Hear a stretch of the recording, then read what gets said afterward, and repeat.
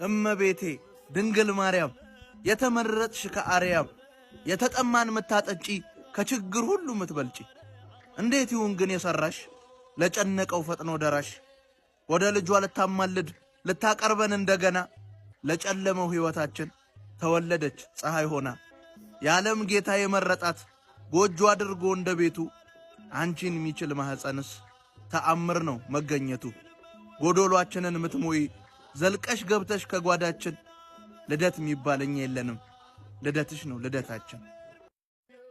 እንኳን ለእመቤታችን ለቅድስት ድንግል ማርያም የውልደት በዓል በሰላም አደረሳችሁ።